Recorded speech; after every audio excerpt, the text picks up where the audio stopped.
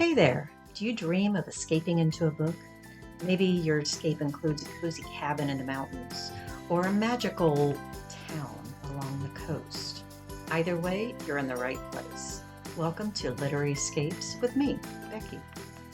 This year on the podcast, we're exploring the United States. So every week, I'm going to bring you a new book set in a different state. So let's see where we're going today. We are on week 34. You are week 34 for us. And I didn't even introduce you. I apologize. Welcome, Shanna. I have Shanna Hatfield with me today, and she is representing Oregon. And I cannot wait to hear what you have to say about Oregon, because Oregon is a beautiful state. And it is, I've not spent a ton of time there, so I'm looking forward to seeing what you have to say about it. Awesome. Well, thank you so much for inviting me to be here. I love that idea of a different book from each state every week. What it's so clever, just so clever. So I love my home state of Oregon. I've always lived in what we would call the high desert region. So lots of sagebrush, mountains, that kind of thing. Oregon is so diverse. Like you've got if you go all the way west, you're going to be in the ocean, but very, very rugged, very rugged ocean, coastline, beautiful beach towns. And then if you move in, everybody thinks of Oregon, they think of kind of the Portland area where it's really green, gets a lot of rain and lots of trees and beautiful flowers. And then I actually went to college in the western kind of section of the state, and it's different too. We lived actually the town I was in for college wasn't that far from a ski resort, but really, really high mountains there. So that was different. And then Central Oregon has lots of the lava, like the lava caves, and lots of outdoorsy skiing and like this time of year, there's a whitewater rapids. You can go rafting and just all kinds of cool outdoorsy kind of stuff. And then the southeastern section of Oregon, you'll find it's pretty wild and untamed there. There's the Kiger Mustangs. You could see them if you're driving through that area, and lots of wildflowers in the spring. It's just a really neat state full of so many different cool things. And of course, we have the mighty Columbia River that runs along the Oregon border to the north. So it goes all the way from the ocean up into to where it connects with the Snake River to Idaho. But it is something to see if you ever have the chance. Just drive along the gorge and check out the river. That's really amazing. I had no idea that Oregon was so diverse. I knew there was mountains and I knew there was coast. Really different. Yeah. No, lots of different areas. And I forgot to say Crater Lake. We have also there's lots of orchards, lots of the area where I live now. We have lots of vineyards that have gone in recent years. So yeah, it's definitely really cool. If you get out of the Portland area, you'll hit lots of different agricultural regions. Very cool. Really interesting state to explore. I like that. That's really cool. And how long have you been in that area, the Northwest? I was born and raised in Oregon. Wow. Okay. The only time I didn't live in Oregon was during college. I did an internship in Tucson, Arizona for 4 months. So other than that, I've always lived in Oregon. Was Arizona completely different? Just a little, because I was used to living in what we call the high desert of Oregon. So it was hot and dry. Okay. So it wasn't that much different living in Arizona. Yeah. That's so interesting. We didn't have cactus, but yeah. Other than that, it was pretty similar. That's really cool. That's so interesting. I guess there's so much about the West that is similar, whether you're north or south, and I never really thought about that. So that's really cool. Thank you for sharing that. Where I lived, we definitely get the 4 seasons, though. I mean, we have spring, winter, summer, and fall. But I'm so envious a of lot that. different. Yeah. I live in It gets really Florida. cold in the winter sometimes, I but oh, bet. okay. Yeah, we have one season here and that's it. So I'm sure you can guess which one it is, and it's not not my Yes, favorite. hot, hot, hot. Exactly. And that's how we are right now. Hot with afternoon sun shower or rain showers. So that's how we roll. So how how long, I guess, how did you become an author? What was that journey like for you? I I guess that was kind of a long journey. I've always loved books, always. Like we even have a picture of me reading, like, pretending to read a book when I was like 2. So I've Ah, always loved books. And I always like to make up my own stories. I can remember one of the first stories I remember writing was in 4th grade about a raccoon because my brother had a pet raccoon at the time. So um but just that whole concept of creating a story has always been something I loved.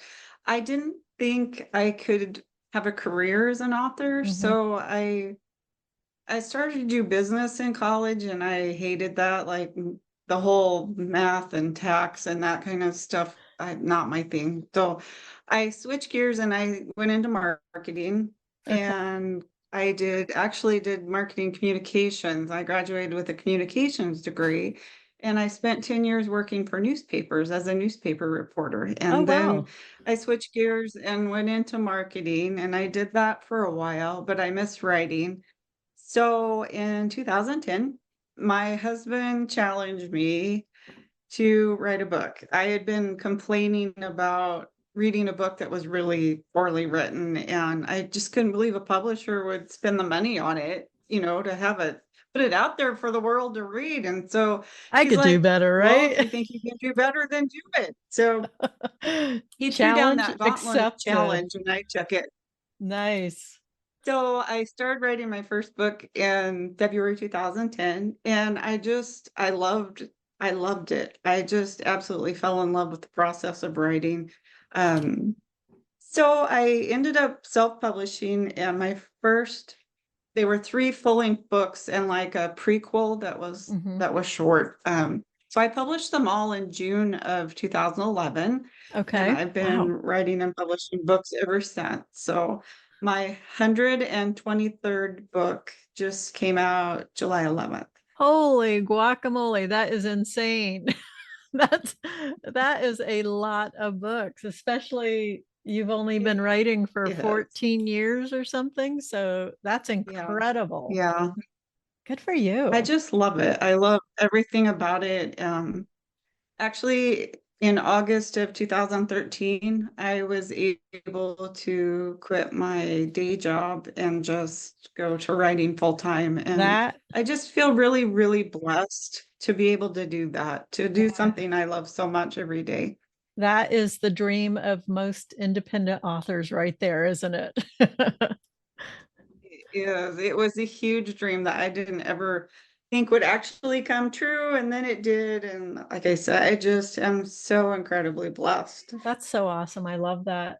So, what was the first book that you wrote? That first trilogy?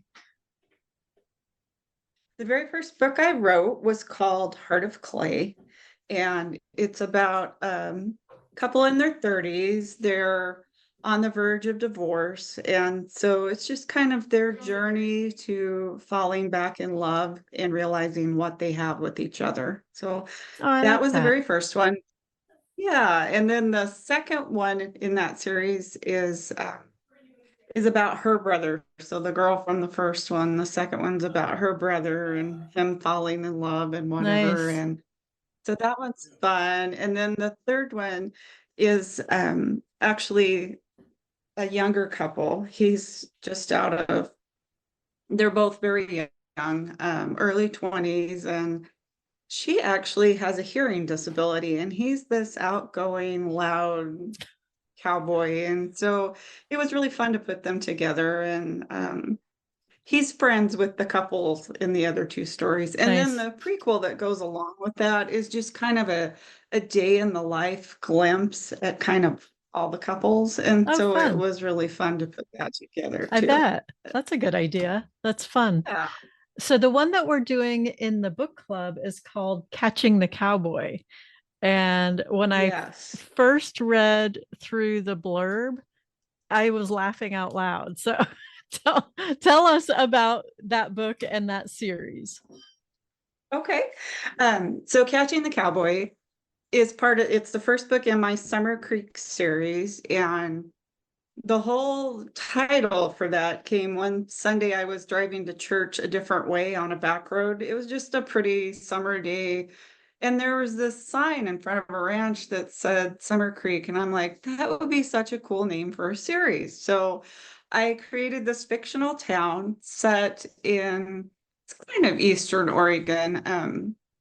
And it's called Summer Creek. It doesn't actually exist. There is no real town in the location that I have it, but it's Summer Creek, Oregon, and it's basically out in the middle of nowhere. Like it's in almost an hour drive to Burns, Oregon, which is a pretty small town by most standards.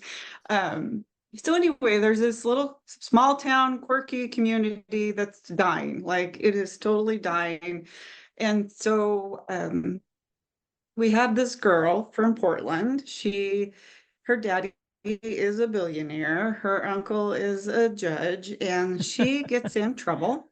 Mm-hmm. And so they decide her punishment is going to be to spend time in Summer Creek on the ranch of one of their friends. And she's going to do her community service hours there on this ranch. And oh my goodness. I Yeah, she love has a lot that. to learn. And the rancher has no idea she's coming. It's all arranged through his grandmother. And Oh, so I can see lots of when they meddling arrive, adults in here.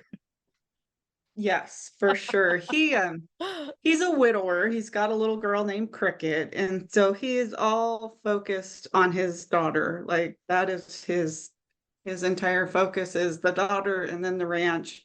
Yeah.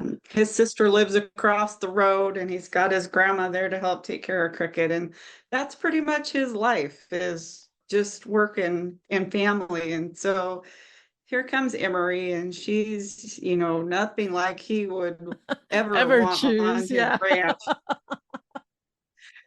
I But love it's that. fun. It was a fun story because I feel like it's kind of like Emery learns so much. She's been Mhm. so sheltered really from life growing up the way she did. And so it's very eye-opening for her. And Emery actually comes up with this fun idea to save the town. And the town has all these old empty buildings. They're very beautiful buildings if they could be restored. And so she decides that's what they need to do. And so that's how the rest of the series How takes off fun. is Emery steps up and creates these walk through 1910 is what I call them, tours for visitors to come into town. And so you see in each book how that's going and how the Okay. town is starting to turn around and instead of dying, it's beginning to thrive. Starting to But thrive. it's What a still fun definitely a idea. small town.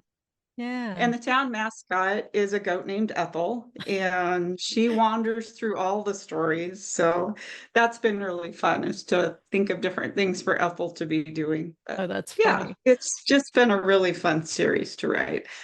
I love when authors take someone like Emery and put them in like the complete opposite of what they're used to, situations where they flounder, they have to learn, they have to fail, they have, all of those things.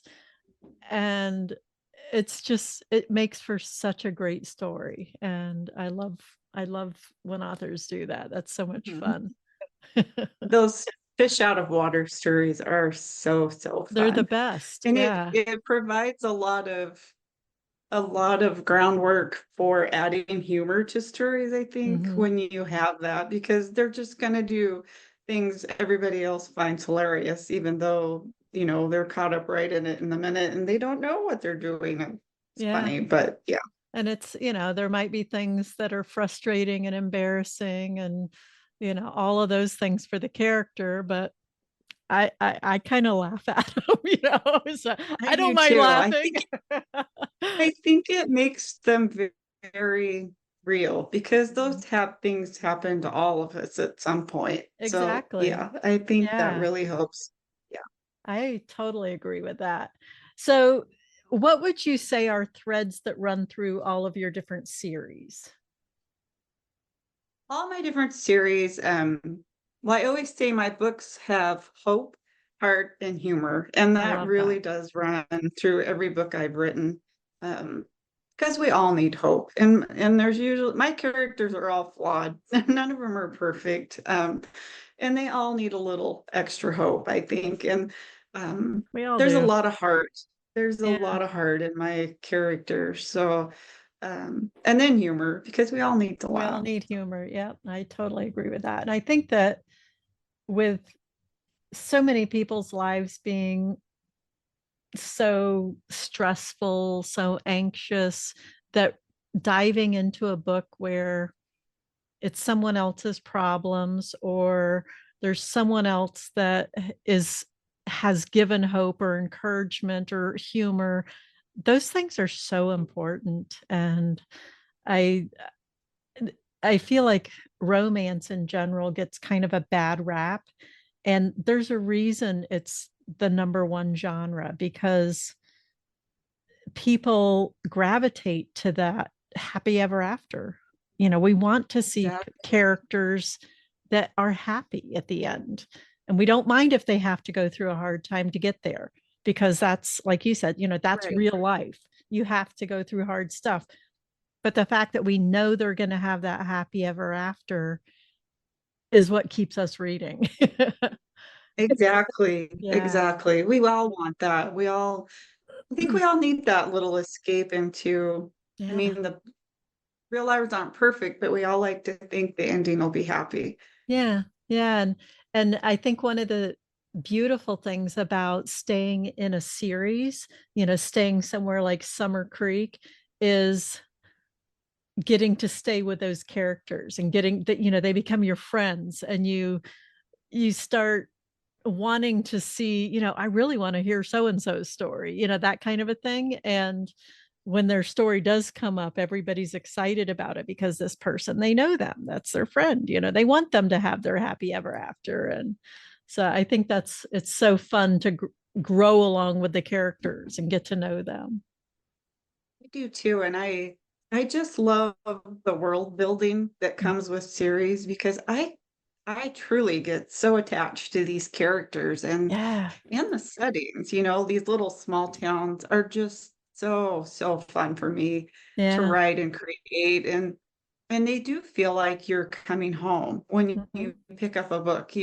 You know any book in the series, you know what the setting's going to be like, and you know the key characters, and you know you're going to have breakfast at the early bird cafe and dinner at the broken bucket. And I mean it's just, you know, those fun little things Yeah, that tie the characters together, and I think that's what ties them to our hearts is just that familiarity I and that agree. they feel like our friends.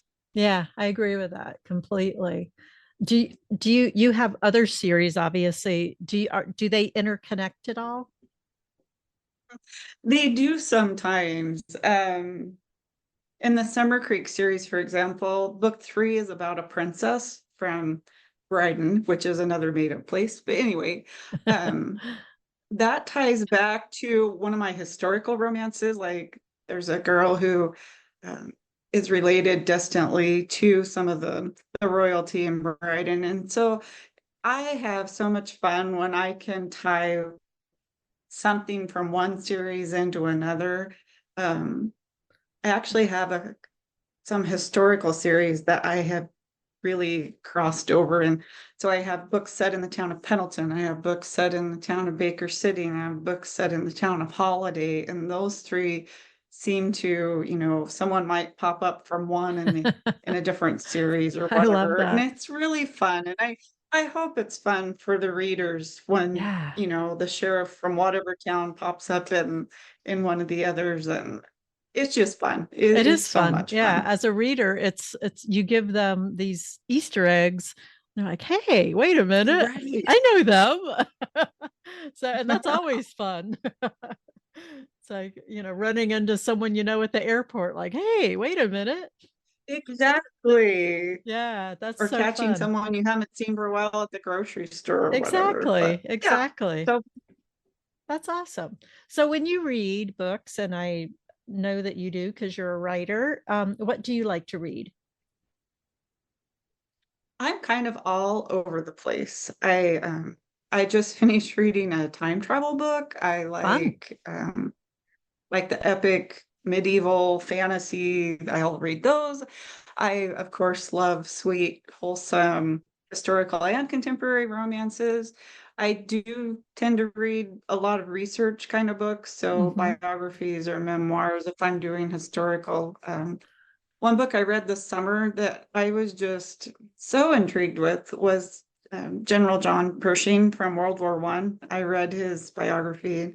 It was just so fascinating. That's But so cool. yeah, like I said, I'm kind of all over the place. I read all kinds of stuff. That's have you read the book The Jane Austen Project? I haven't read that one yet. If you enjoy like Jane Austen, um, I recommend it because it has not only Jane Austen, but it has some time travel elements to it.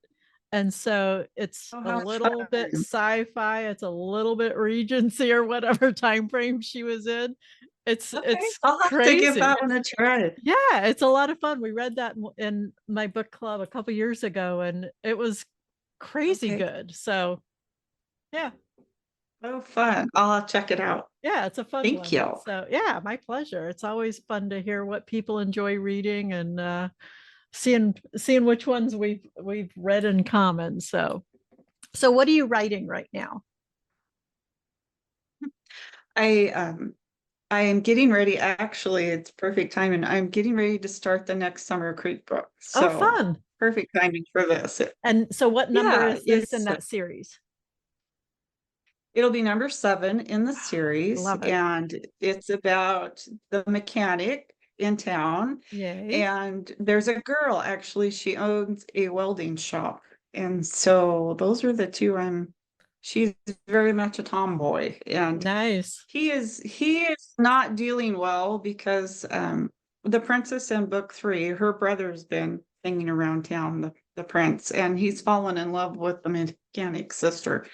So he can kind of see the handwriting on the wall that sis is probably not staying Yeah. around very Life is long. going to So, change. and it's been just the two of them for a long time. Mm. They've always had each other, and so it's going to be a big change for Jace to, Yeah. yeah, not have Yeah. her around. But anyway, I'm really looking forward to writing it. But That'll yeah, be that's fun. my hoping to get started right away this weekend writing that. So yeah. Fun. Fun. Well, we will look forward to that one, especially after jumping into Catching the Cowboy and getting to know Summer Creek and some of the characters there. So that'll be fun to look forward to. Awesome. Book number 7. That's awesome. Do you tend to Yeah, write long series? it varies. Like my Pendleton series, the 11th book just came out in it last month. And then I Awesome. have a secondary series, like The Next Generation has 2 books in it connected to it. But I also have some that I've only written like a trilogy in. Yeah. So it just kind of Okay. depends. Summer What the Creek, I have plans for several more. Nice. It's just I just love writing about the characters in Summer Creek. So there'll be more. There will definitely Well, be more. it's cool when like the town and the characters lend themselves to so many books, and I think that's a lot of fun. So It is so fun when that all just comes together yeah, so smoothly, and that's got to be so satisfying as the creator of that. it is. It's fun. I really have way more fun than I probably should with my books and my characters and the places they live and the things they do, but I love it. And it That's is awesome. just so fun. Well, thank you for joining the book club and sharing Oregon with us and sharing your delightful book, Catching the Cowboy, with us. And we look forward to hanging out with you in the book club. Well, I am so looking forward to hanging out with everybody. And thank you again, Becky, for this. I'm so grateful just to have this opportunity to share about Oregon and my stories with you. Yeah, my pleasure. My pleasure. Thanks for joining me today. If you'd like to be part of the Read Across the U.S. Book Club, I'd love to have you join us. There is a link in the show notes. So just head down there and click, and we will welcome you in. So see you in the book club, I hope. Have a great day, and we'll see you next week with a new episode.